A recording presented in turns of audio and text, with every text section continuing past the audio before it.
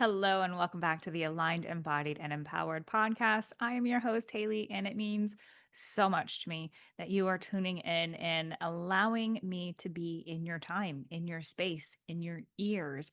I know your time is valuable, and I truly am grateful to be here with you. So, if this is your first time, welcome, welcome, welcome, welcome. So nice to have you here. If you are coming back, thank you so much for coming back. It truly means a lot.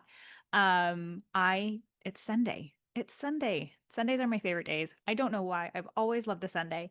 I think it's just been imprinted in me that Sunday was my Saturday for a very long time.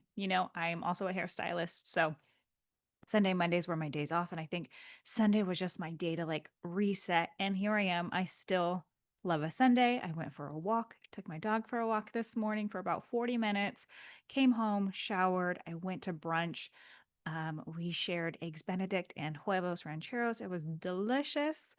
And I have chicken marinating for dinner. And I was scrolling on Facebook, and I don't know how the Facebook algorithm works, but there was a post on there. Somebody was asking, girl to girl, what do you do for your career and how do you feel safe with money? And I'm like, as I do, because I think I have good advice. This is how I was doing it. And so I'm typing out this comment and then it hits me. You should make a podcast episode around this. And so here we are. So I know money is not always the easiest thing to talk about, but we have to talk about it. So today, let's talk about facing our finances with clarity. So, not that long ago, I didn't feel secure with money. Truly, like pre COVID, I felt very insecure with money. And I used to tell my clients, I have a very insecure job. I have a job and a business that I built, but it feels insecure, right? Some months I make a great amount of money, some months I don't make that much. And at the end of the day, it all balances out and I have an expected projected income, but in the very beginning, it felt very inconsistent. Right now, I go into the year and I know what months I can expect to be slow and what months I can expect to be busy. That's neither here nor there, but I want to let you know that I too know what it's like to feel not secure with money, to not trust that money's coming to you, to not feel like you have enough money, to feeling like you don't even know what to do with your money for a very long time. And I mean a very long time. I was taught to save my money in cash. And so I had a box of cash in my closet. Way too much cash, by the way, in my closet because I just thought that was what you did, right? You hoarded money. And a few years ago, when I say a few years ago, I mean like 2021. A few years ago, I learned that cash loses value. I didn't know that. I didn't understand that. I didn't know what that meant. And so 2021 is when I kind of started learning about money as well because I didn't feel like my financial future was going to be great. And so I wanted, before I overwhelm you, I'm going to take a deep breath because I actually just recorded this whole podcast episode and it overwhelmed me. And so I am re recording this because I want to break it up into smaller chunks for you so it feels digestible. So it feels that you can actually follow these steps and not get overwhelmed. So I'm going to take a moment so I'm not overwhelming you. So I'm not feeling overwhelmed because I even feel this energy in my chest right now and I'm kind of holding my breath. If you can hear my voice, I start speaking quickly when I get really excited about something. So I have to calm myself down. So I invite you to take a deep breath in with me in through the nose and let it go. Sorry for sighing in your ears, but I really needed to take that breath. So, before we get into this, I do want to let you know that this is not about shame. This is not about feeling bad about your situation. This is not about feeling guilty. This is not about feeling shameful. This is about creating clarity so you feel safe and so you feel in control of your situation, or as best as you can feel in control of your situation and have a plan. So, I am the first to admit I have an avoidant personality, and it is something that I am working on. I know it about myself. And when there is something that I don't want to talk about, I am the most avoidant person, but we're working on it. We're growing, we're healing, we're working on it. And so, for a very long time, and I'm sharing this with you so you know that you're not alone, For a very long time, I didn't like looking at my bank account. I didn't know what was in there. I knew I had enough, but I didn't know how much I really didn't have. And if that's you, that's okay. But I want to lovingly hold your hand through this podcast episode and say, we have to take a look at our bank account. And I will say this, once I started looking and actually seeing my bank account and being okay with opening up my app and looking at my checking account and seeing what I had in there, it actually started to grow because I started paying more attention to it. And that's a different podcast episode for a different time, but that is energy and giving energy and attention to something that we want to grow. Again, different episode. If you want me to create one, we can talk about that. But for today, I want to stay on track. So it's okay if you feel fearful. It's okay if you are feeling avoidant. And what I want you to do before you open your account is if you are feeling fear or avoidant or feeling like you don't want to take a look, I invite you to regulate yourself. I invite you to place one hand over your heart. I invite you to take a deep breath in and then big exhale out. I invite you to look around your space if you're sitting down at home, right? Don't do this in the car while you're driving. But make a space for you, set a day, set a time maybe at home where you know you're physically safe, and look around your room and orient yourself to your space. Notice what you can see, notice what you can hear, notice what you can smell, notice what you can feel and physically touch.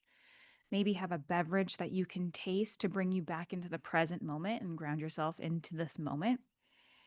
And when you feel calm and when you feel safe, open up that account and look and see what is there. And that if that's all you can do for that time, great. That's all you have to do. But eventually, what I want you to do is I want you to know how much money you're spending. So if you have to go through a credit card statement or your checking account statement, write it down. I find pen and paper for me are where it's at. I love a spreadsheet, but when doing this exercise, I want to be able to write it down. For some reason, for me, it just feels like I can connect with it more. So write down all of your monthly subscriptions. Um, Apple, Spotify, podcast, Apple, Spotify, podcast. That's so funny. Apple, Spotify, Hulu, whatever subscriptions you have. Write out if you have a rent or a mortgage, maybe your gas and electricity bill, maybe your internet bill. Um, what are you spending your money on? Take note of what you're spending on your groceries. Take note of what you're spending out miscellaneous, right? Maybe it's a Starbucks run. Maybe you bought a new pair of jeans. Maybe you bought a new pair of shoes. I don't know what it is. Maybe you spent money on hobbies. It doesn't matter. Again, I want you to take the judgment out of it. What I want you to do is I just want you to see and notice what you're spending your money on and where your money is going. And for today, that's all I want you to do. I don't want you to do anything else other than just take account for and notice where your money's going. Because when we can confront the numbers and when we can see everything right in front of us, laid out in front of our eyes, and when we have all of the information, we can then make a plan. We're not going to make a plan today. We just need to gather all of the information. I also forgot to add, write down your earnings for the month as well. So if you have a steady paycheck, write that down. If you are like me and maybe you're an independent contractor or you have your own business, write down your monthly income. And if you don't know what that is, this is a great time to do some detective work and figure out how much money you make. Like I said, my monthly income varies, right? Some months I make X amount of money, some months I don't make as much. And so for me, I have tracked my income for years at this point. And so I will add all of my monthly income up and divide it by 12. And so that is my projected monthly income to at least hit, in my own opinion, right? We all have goals for ourselves. And then every year, increase that goal. But for right now, if you only have 3 months in front of you, maybe do the 3 months. If you only have the 1 month in front of you, that's okay. Again, this is just a starting point. My biggest goal for you is to feel safe looking at your bank account, right? Not necessarily having to do anything inside the bank account or change anything right now. I just want you to feel safe looking at it, right? Because if we don't look at it, if we don't know our numbers, if we don't have all of the information in front of us, we can sometimes create crazy stories in our heads. And I don't know about you, but my brain can get real creative. And then I will run down a rabbit hole happily. So get the numbers, get it out in front of you so you can have some clarity, so you stop making up stories, and so you can start feeling safe looking, just looking at your bank account. After you've done that, right, we're going to do a little reframe work. We're going to celebrate that we did it.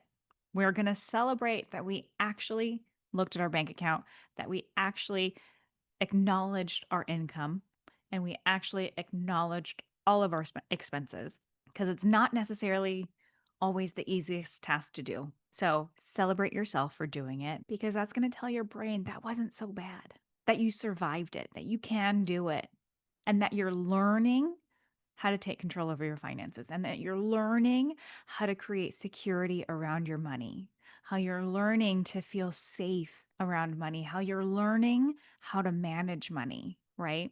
This is something that I teach in my online course, The Embodied Shift Method, is the reframe and helping you take old stories and starting to create new ones. So, for example, the old story could be, I don't make enough money, right?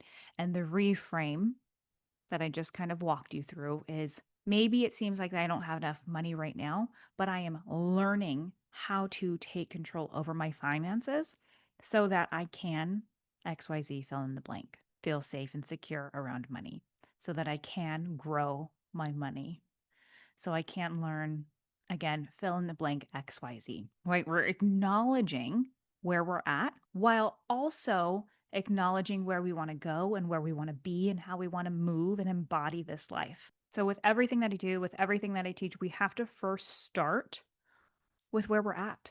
We have to get so real with ourselves, with where we're at, so that we can move forward, so that we can have and achieve the goals that we want to have and achieve, so that we can live the life that we want to live, so that we can plan accordingly. So, again, step one, get clarity, make that money date, set a date in your calendar, maybe get yourself a nice dinner or a drink or a beverage or a snack or a cookie. I don't know, whatever makes you feel good. Set that date, ground yourself, breathe, orient to your space, open up your bank account, your bank statements, your credit card statements, write down your earned income, and then track and write down all of your expenses and all of your credit card purchases. And that's it for now. Just seeing what money you have coming in and what money you have going out and where it's going. And that's the first step. And then congratulating yourself and celebrating yourself for doing that because it's going to start rewiring your brain and how you start to see money. So, again, I want to thank you so much for being here. Like I said, I recorded this whole episode. There was 4 parts, and after an hour of recording, I was like, this is going to be too much. Let me break this up. So I hope that you found this easy and digestible because that is my highest goal, is just to make it easy and digestible for you because I want you to be able to do the things. I don't want to give you all of the information and then have you overwhelmed and then you not do anything. So complete step 1. The next episode will be step 2 or part 2. And I'm so happy you're here because I know you're on your way to feeling safe and I know you're on your way to creating abundance with your finances. And before you head out, I want to let you know that the next round of the Embodied Shift Method is starting on October 13th. I changed the date because if you listened to the last episode, there was a lot going on. There was no way I could support anybody in that frame of mind. And so I had to honor and listen to my body. And so I did. So I moved it to October. And after I looked at the calendar, I realized that that was divinely the date it was supposed to be the entire time because we are going through the holiday season. And I know that the holiday season can get a little wild, a little hectic, somewhat dysregulating. And to have support literally throughout the holiday season is going to be so valuable. I think there will be a call the week before Thanksgiving and the week before Christmas and the week of the new year. And I think that I'm going to have kind of like a little new year thing. I don't know yet, but I'm super excited about it. The women who were in the program the last time, they had incredible results. Their lives have shifted for the better in all areas of their life. If you are needing support, I highly recommend the program. I live by what I teach. So I am living proof. And so if any of that resonates with you, I invite you to take a look. I will leave a link for it in the description below, and I will see you next week for part 2 of this feeling secure and safe around money. So I'll see you next week.